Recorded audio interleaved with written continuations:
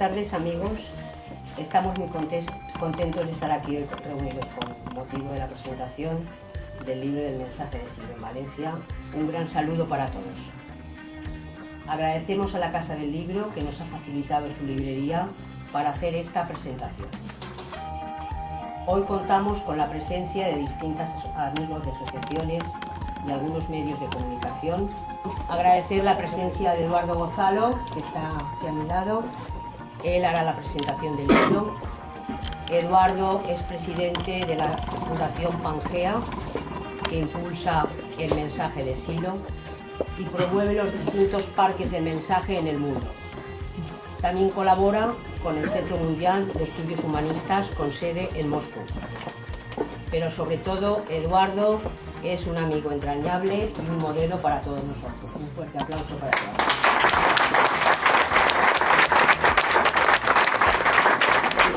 Buenas tardes a todos, nuevamente. Ante todo quiero agradecer a los organizadores esta oportunidad que nos han dado, también a la editorial EDAP con la publicación del libro, a la Casa del Libro en la que estamos y por supuesto a todos vosotros por haber asistido a esta presentación del mensaje de Silo, este libro que para mí tiene un gran significado. Estamos aquí para presentar un libro, a mi modo de ver, muy especial. En todos estos años tuve la oportunidad de conocer la obra de Silo, sus prácticas, sus experiencias, que dieron rumbo a mi vida. Una dirección marcada por lo que se menciona en el libro que hoy presentamos. La primera vez que vi este libro, la primera parte del libro, se conoce como La mirada interna. En aquel momento aparecía como anónimo, no había un... Y ahora prácticamente también aparece como anónimo porque no se sabe bien si el título del mensaje de Silo es un título y dónde está el autor. No hay referencias en la contraportada, en la solapa, no se indica nada, es un libro un poco atípico. Normalmente los libros se ponen muchas indicaciones para darle prestigio, para darle alguna referencia. Este aparece como bastante desnudo, solamente con unas letras con el mensaje de Silo. Tienes que leer lo que pone dentro para saber qué es. Cuando lo leí por primera vez, me pareció no haber entendido bien todas las cosas aparentemente sencillas que se decían, dichas con tan pocas palabras. Como veis, el libro tiene pocas palabras, tiene muchos espacios vacíos, casi como para meditar.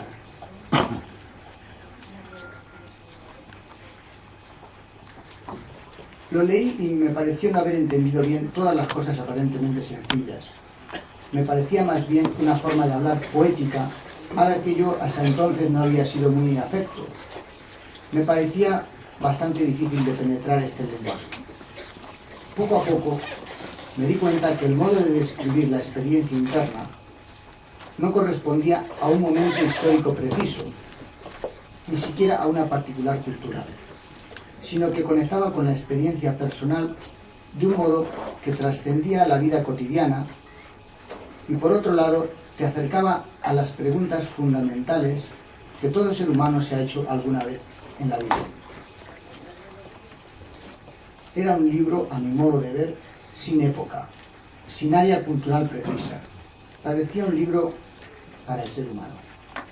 Incluso ahora ni el autor aparece manifiesto, tampoco información alguna a cómo se escribió el libro, las circunstancias históricas en las que apareció, como si hubiéramos rescatado un libro de una época desconocida. Lo interesante, por tanto, estaba en el contenido del libro y no quién lo había escrito, dónde, etc. Era, a mi modo de ver, un lenguaje directo, profundo, que requería meditación y contrastar con la propia experiencia todo lo que aquí se decía. La verdad que fue de una gran ayuda poder contar con algunos otros que también investigaban con similar ánimo. Llevaba yo varios años buscando alguna respuesta a preguntas referidas al sentido de la vida y no había encontrado respuestas que me abrieran el horizonte del futuro. Percibí en este libro que había algo nuevo, pero estaba referido a la experiencia, no a una respuesta intelectual.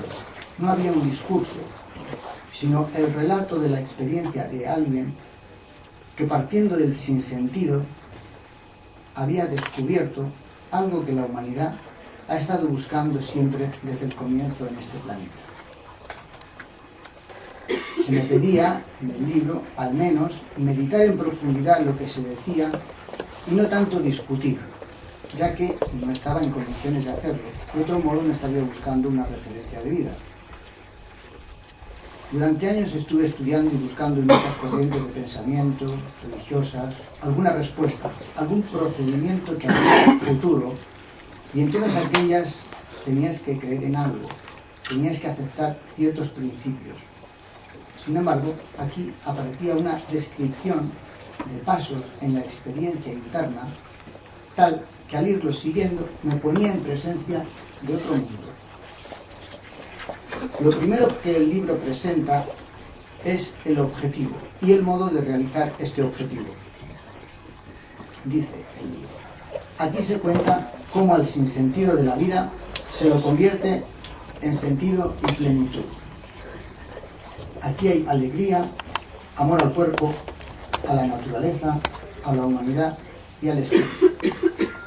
Aquí se reniega de los sacrificios, del sentimiento de culpa y de las amenazas de ultratumba. Aquí no se opone lo terreno a lo eterno.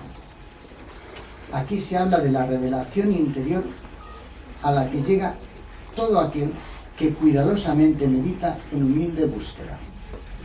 Esto era justo lo que yo estaba buscando.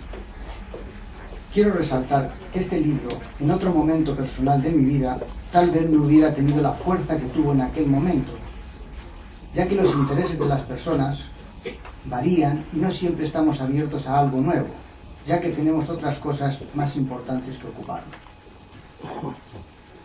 Esto es importante resaltarlo, ya que este libro va dirigido a personas con ciertas inquietudes, con ciertas aspiraciones referidas a descubrir el sentido de la vida.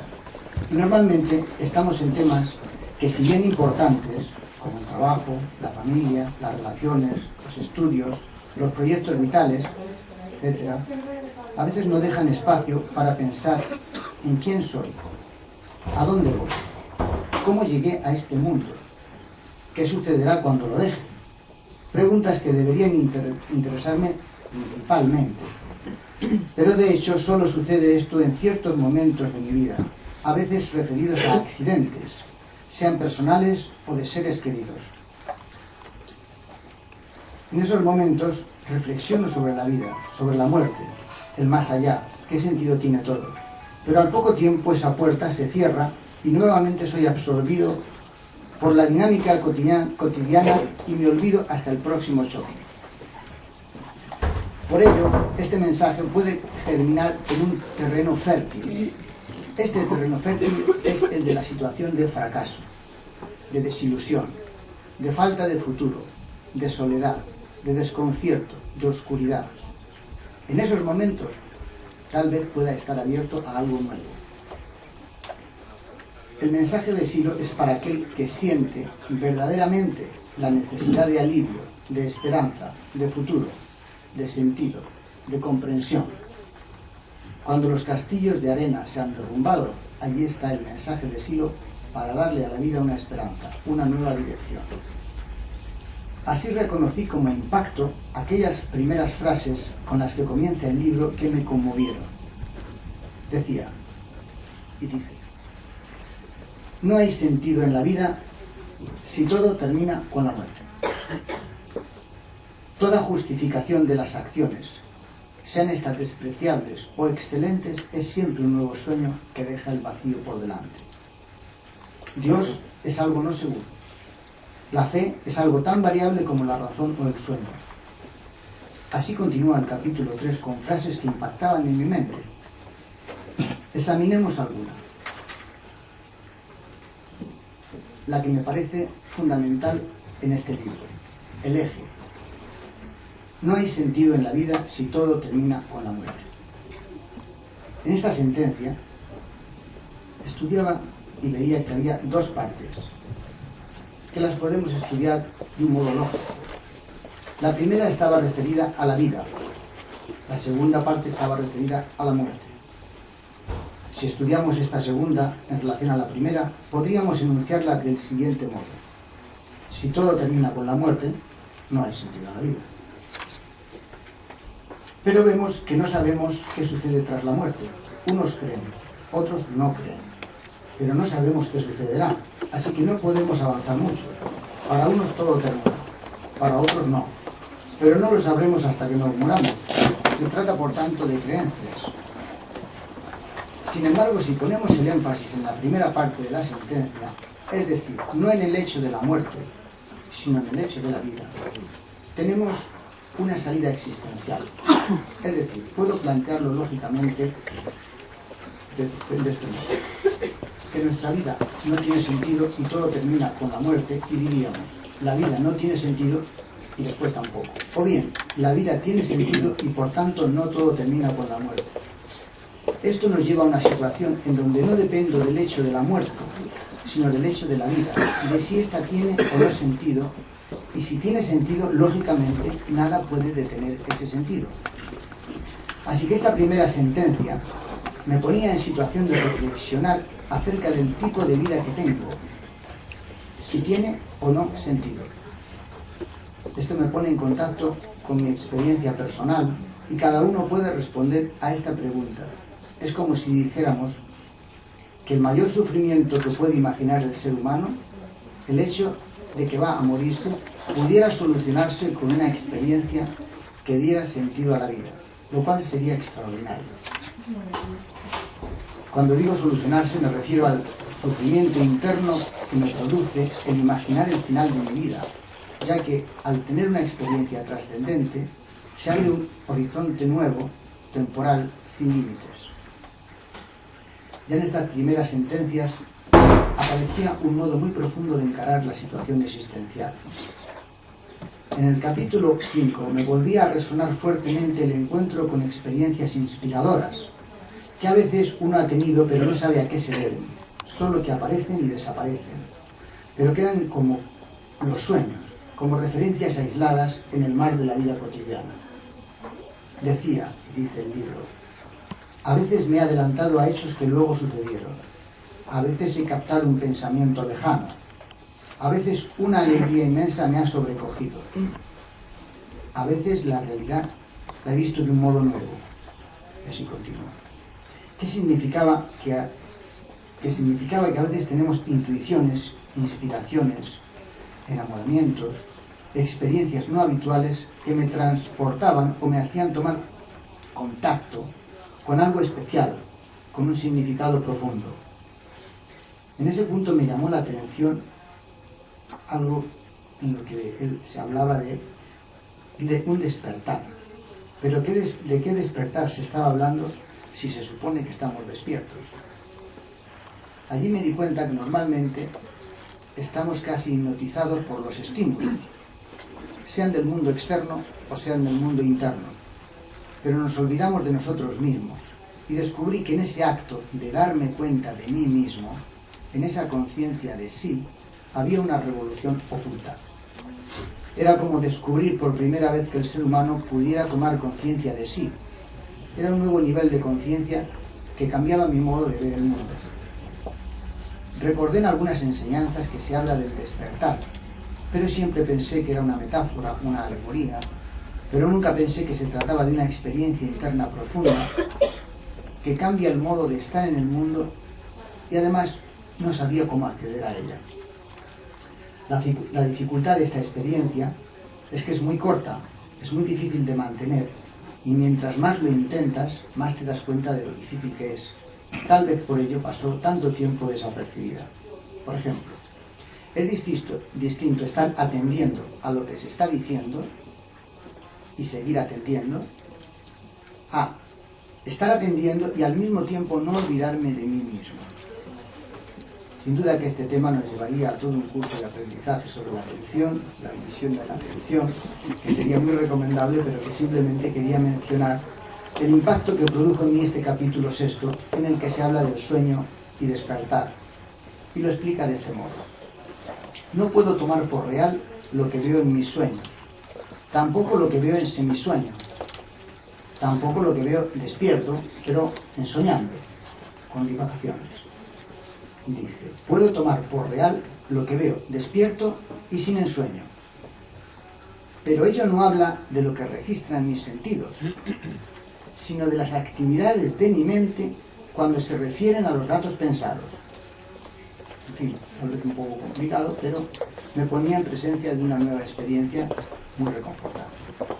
Así vamos avanzando más y más en la meditación y práctica de lo que el libro describe, tocando temas que son muy importantes, tal vez muy amplios para desarrollar, como son el tema de la fuerza, el centro luminoso, los principios, la guía del camino interno, la proyección de la fuerza, los estados internos, la religión, la realidad interior. Se van citando una serie de temas, pero este libro está referido básicamente a la experiencia. En la segunda parte de él vemos que aparecen explicadas una serie de prácticas que permiten que todo esto que estamos comentando se pueda llevar a la práctica. Esa sería la segunda parte del libro. Hay una tercera parte referida al camino, que son frases, sentencias de meditación, de reflexión, que a uno le ayudan en su vida cotidiana. Yo quisiera, llegado a este momento, aprovechar la oportunidad y tratar de compartir con todos vosotros una experiencia. Ya que estamos hablando de experiencias, hagamos una. Y vayamos un poco más allá de las palabras. Tratemos de aflojar nuestro cuerpo, ponerlo liviano. Tratemos de no tener excesivas tensiones. También nuestro corazón, nuestras emociones, nuestro estado de ánimo, tratemos de aquietarlo, de calmarlo, dejarlo suave, como el que está mirando un lago tranquilamente, amablemente. Tratemos de aflojar los pensamientos, tratando de relajarlo, estar en un momento cómodo, a gusto. Es una buena condición como para adentrarnos en cierto acercamiento a uno mismo. Así que voy aflojando el cuerpo, si puedo. Observo si mis emociones están suaves dentro de mí, como si estuviera en un lago, suave, sin grandes expectativas, sin cosas que tengo que hacer a futuro, sin inquietudes. Trato de estar calmo en mis emociones. Siento a mi cuerpo sin tensiones, siento a mis emociones calmamente, sin preocupaciones, y trato de pensar en gente muy querida por mí, que tiene algunas dificultades. Yo quisiera sentir a esa gente querida. Trato de sentir a esas personas y trato de imaginarlas saliendo de esas dificultades. Yo quisiera lo mejor para esa gente muy querida para mí. Yo no me ocupo mucho de que se vaya a cumplir o no mi buen deseo. No es el tema de si se va a cumplir o no mi buen deseo, sino el poder sentir ese buen deseo hacia esa persona. Ojalá, me digo, ojalá pueda esa persona realizar lo que desea. A esa persona me oriento con mi mejor voluntad.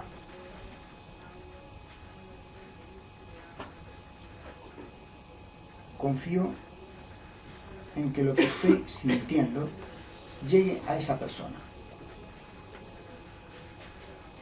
Trato de sentir claramente a esa otra persona. Y a esa otra persona me dirijo con lo mejor que tengo. Quisiera que esta experiencia de bienestar llegara a esa o a esas personas a las que yo deseo lo mejor. Trato de sentir desde el fondo de mi corazón una oleada de bondad que llega a esas personas. Siento en el fondo de mi corazón una gran fuerza, suave, una suave fuerza, una sentida fuerza que va creciendo.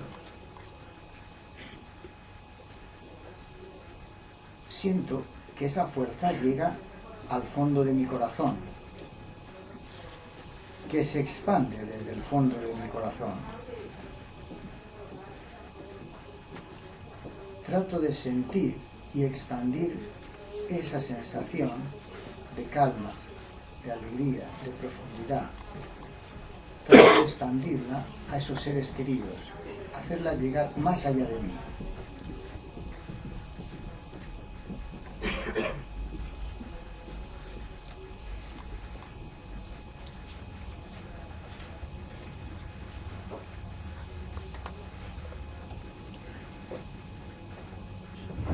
Queridos amigos cercanos, os deseo también a vosotros todo lo mejor. Muchas veces, al hacer esta ceremonia, esta experiencia de bienestar con amigos, familiares, compañeros de la vida, solemos pedir concretamente por la salud, por la recuperación rápida y completa de alguna persona querida que se encuentra mal. Y esto es muy bueno para esa persona y también para nosotros mismos. En mi experiencia puedo decirles que ayuda al otro y realmente lo ayuda. Y tanto más cuanto más sean los que pidan. Y tanto más cuanto más cercanos y queridos seamos los que estamos pidiendo. No importa incluso si estamos en el mismo lugar o en distintos lugares. Y a uno también le ayuda esta experiencia, le ayuda a uno a crecer como ser humano, a abrir el corazón para que se exprese la bondad, para que se exprese el amor, para que se exprese la compasión. El mensaje de Silo es mucho más que un libro. Es el puente que puede unirnos con lo profundo. Es la llave que abre la puerta para que el espíritu humano se exprese, para que los días profundos se expresen a través nuestro y nos acompañen en la construcción de un mundo digno para todos, de ese mundo tan soñado por todos, tan querido desde siempre, la nación humana universal. Nada más y muchas gracias.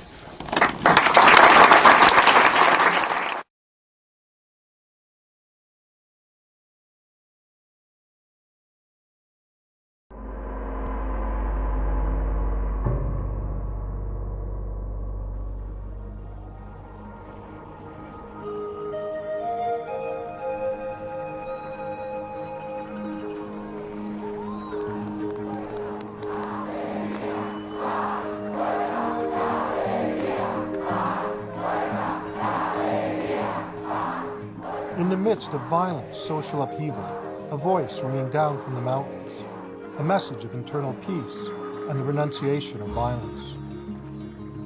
La no discriminación y la no violencia. Some hailed the rise of a new prophet, a healer. Others denounced him as a false messiah, a danger to youth, a threat to society. Hemos peregrinado a este paraje desolado buscando la fuerza que alimente nuestra vida, buscando alegría en el hacer y buscando la paz mental necesaria para progresar en este mundo alterado y violento. Paz, fuerza, alegría, paz, fuerza. A escuchar un hombre de quien se supone se transmite la sabiduría, has equivocado el camino, porque la sabiduría no se transmite por medio de libros ni de arengas. La sabiduría está en el fondo de tu conciencia como el amor, está en el fondo de tu corazón. Y bueno, y es la ciencia y es la justicia la que puede mejorar el dolor humano. Pero el sufrimiento humano es mental. Y el sufrimiento humano no se soluciona ni por el desarrollo de la ciencia, ni por el desarrollo de la justicia. Es un esfuerzo que tiene que hacer el ser humano para entrar en otras regiones de la mente. Ese es nuestro tema. Held great promise, but there were also things in that book that were hard to wrap my head around. Ese es el librito que nosotros pasamos y le decimos a la gente, medite este librito, fíjese si en este librito están las cosas que a usted le resuenan como cosas importantes en su vida. Porque pronto va a salir el tema de, usted no va a estar aquí todo el tiempo, usted va a partir, todos vamos a partir, la vida se acaba en algún momento. ¿Cómo sigue esta película? ¿Es que usted termina para siempre? ¿O es que algo continúa en usted? Usted quisiera tener respuestas sobre eso antes de partir, porque partir es seguro que va a partir. Sí. For someone so focused on questions of death and transcendence, you might expect Silo to have a lot to say about God. Tú dices a ellos. Yo lo que le digo es que él crea o no crea, perfecto. Me parece muy bien que crea o que no crea, me da igual. Pero que ese no es el tema para salir del mundo del sufrimiento y para crear un nuevo tipo de ser humano. Ese no es el tema. Eso es lo que le digo a la gente que cree. Que crea. Y si me dice que no cree, pues que no crea. Porque el tema es otro. El tema es otro. No es el tema de que cree en Dios o no cree en Dios. El tema es cómo soluciona sus problemas existenciales. Y lo existencial no se resuelve porque crea o no crea en Dios. Your life. Maybe it's something that comes to you in a dream. Maybe it's falling in love. Or perhaps an unexpected insight. A veces en el campo, como acá, veo una puesta de sol. Y en esa puesta de sol es como si entendiera todo, por muy poco tiempo. Es entender todo, de golpe, por muy poco tiempo. Ligado a esa puesta de sol, es para mí una experiencia de cambio que puede llegar a ser muy importante. Pero yo habitualmente no saco consecuencias de eso. Todas las personas han tenido experiencias de ese tipo. Pero son muy pocas las personas que han profundizado en esas experiencias. Ahí entramos nosotros. Al humanismo o al siloísmo, es decir, a aquello que pone en marcha Silo como un proyecto transformador de la sociedad, del individuo de la sociedad, y por lo mismo tiene repercusión en todos los ámbitos del quehacer social. Some say they see nothing but a chaos of changing opinions. Some of us see varied interpretations of a single vision. Nosotros que tenemos la cabeza tan cerrada, creemos siempre que la interpretación tiene que ser una. Y resulta que las interpretaciones son diversas, porque son diversos los ángulos de las personas. Y eso ocurre con el lenguaje, parece que fueran cosas distintas. En realidad es la misma historia en el fondo. Son traducciones de ese mensaje. Justios. ¿Qué yo puedo hacer? ¿Cómo yo puedo? Tú tienes que basarte en una experiencia que te cambie, que te abra el horizonte. Sin esa experiencia vas a estar dando vueltas en el mismo círculo vicioso. Y nosotros es de lo que hablamos, de esa experiencia transformadora en el ser humano, que te saque del miedo, que te saque del temor, que te saque del futuro cerrado, que te abra un horizonte. And who is this strange man who presumes to tell us what we need? Hay gente que dice que tú eres un hombre como otros. Muy bien. Hay otros que dicen que tú eres un profeta. Ajá. Hay otros que dicen que tú eres un demidios, un dios, un diablo. Sí. Muchas cosas. Yo creo que la gente tiene derecho a decir todo eso. ¿Y qué? No me preocupa lo más mínimo. Que alguien diga, bueno, pero es un profeta. Y ni quita ni pone. Es una persona común. Y si el tema está en cómo puede hacer uno para salir de los problemas del sufrimiento, del dolor, de todas esas cosas.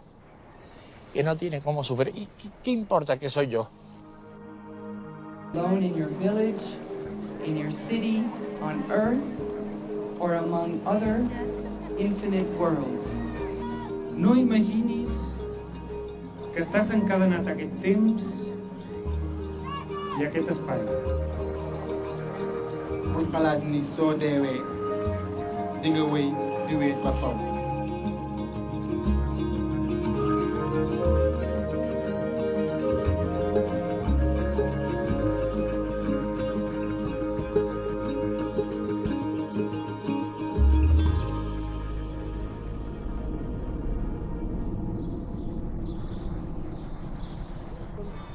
Sí, hay mucha gente en ese momento que tiene una sensación bastante apocalíptica, como cosas van muy mal.